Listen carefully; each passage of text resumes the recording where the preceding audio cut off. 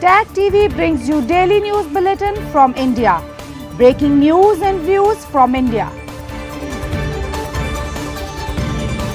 You're watching South Asia Newsline and here are the top stories we are tracking for you on Wednesday, the 13th of November. Jaishankar defends India-Russia ties, cites global benefits amid Ukraine crisis. Beijing pushes to join security efforts for citizens in Pakistan. And Taliban appoints Ikramuddin Kamil as acting consul for its consulate in India's Mumbai.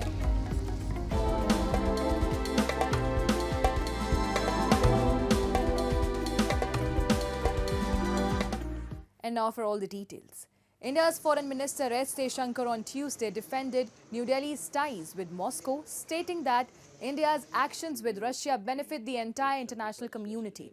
In an interview with Australian media outlet Sky News, Jaishankar emphasized that no country should feel concerned over India's relationship with Russia, as modern nations no longer have exclusive relationships. Drawing a parallel with Pakistan, he remarked that if any country feels uneasy about India-Russia ties, New Delhi could likewise have concerns about their relationships with Pakistan. He added that India's relationship with Russia enables it to engage with both Russia and Ukraine, providing a platform to seek common ground in those discussions. Despite increasing global sanctions on Russia since the Ukraine crisis began in 2022, India's relationship with Russia has remained strong. India continues to uphold a strategic stance to neutrality, balancing its historic ties with Moscow while expanding relations with Western nations. Beijing is pressuring Pakistan to allow Chinese security personnel to protect the thousands of Chinese nationals working in Pakistan following a recent car bombing in Karachi that was seen as a significant security breach, according to a report by Reuters. A series of recent attacks targeting Chinese nationals and Pakistan's inability to prevent them has frustrated China, leading it to push for formal negotiations on a joint security management system. They want to bring in their own security, a Pakistani government official told Reuters. While there is consensus on the need for a joint security management system, Pakistan has not yet agreed to China's participation in on-ground security operations. Chinese nationals have been in the crosshairs of separatist militants who see Beijing as helping Pakistan exploit minerals in the underdeveloped southwestern province of Balochistan, where China has a strategic port and mining interests. A fresh wave of protests is sweeping across Pakistan-occupied Jammu and Kashmir, driven by frustration over the government's failure to address key issues. Residents have warned that if their demands are not met, they will take to the streets with a clear agenda for change. A report. A fresh wave of protests is now sweeping across Pakistan-occupied Jammu Kashmir, fueled by a growing sense of frustration at the government's negligence and failure to deliver on key promises. The latest episode in this ongoing saga of discontent revolves around a series of unfulfilled demands from the people of POJK.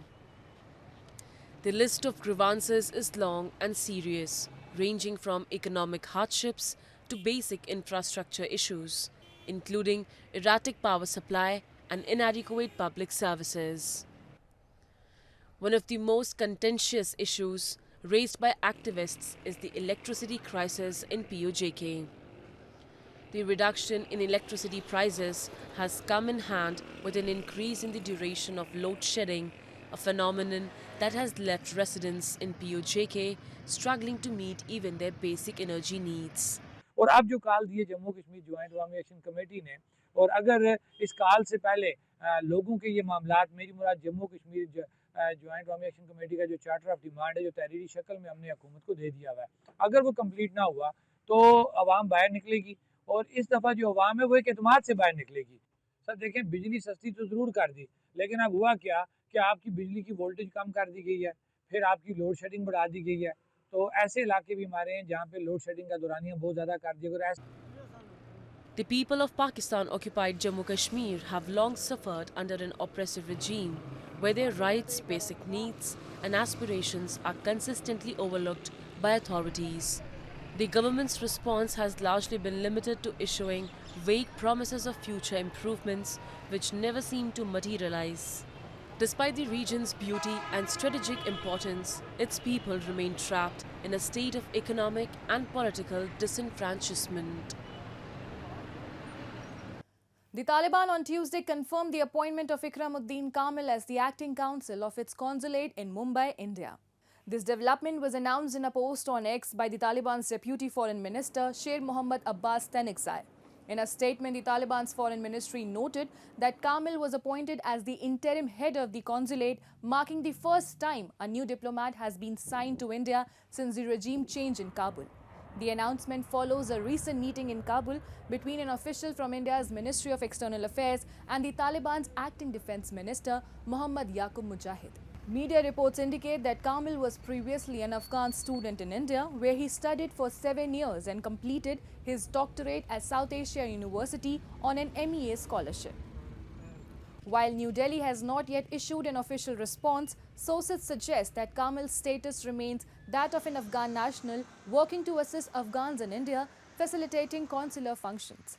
India has not recognized the Taliban regime as the official government of Afghanistan, and New Delhi has reiterated that it will follow established processes for recognizing any government working in alignment with the international community on this issue.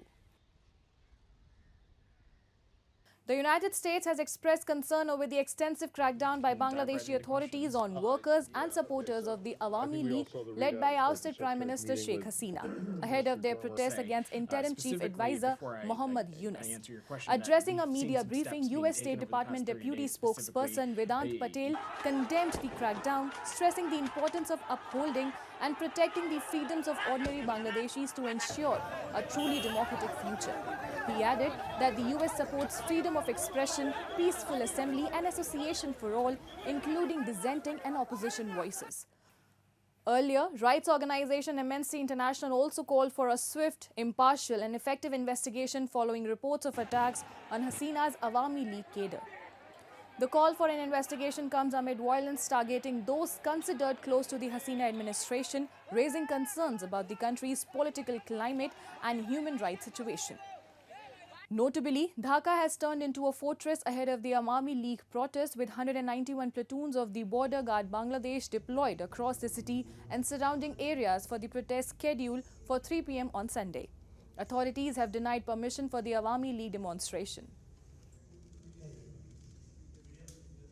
We support the freedom of expression, peaceful assembly, and association for all, including dissenting and opposition voices. These freedoms, in our point of view, are essential elements of any democracy.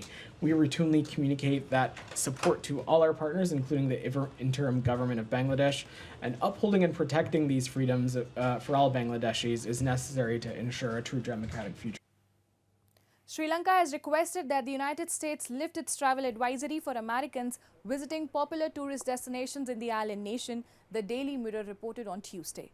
The U.S. diplomatic mission in Sri Lanka had recently issued an advisory cautioning its citizens to avoid areas near Arugam Bay due to a potential terror threat.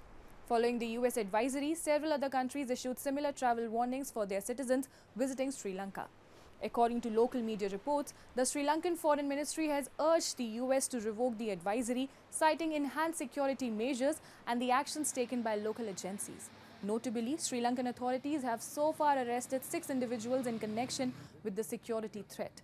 Known for its pristine beaches, tea plantation and historic temples, Sri Lanka has been experiencing a resurgence in tourism as the country recovers from a severe financial crisis. In the first 8 months of this year, 1.5 million tourists arrived in Sri Lanka, including 20,515 visitors from Israel, according to government data.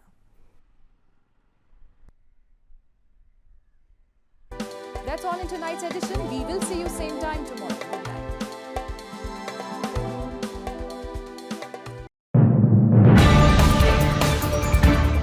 Tag TV brings you daily news bulletin from India.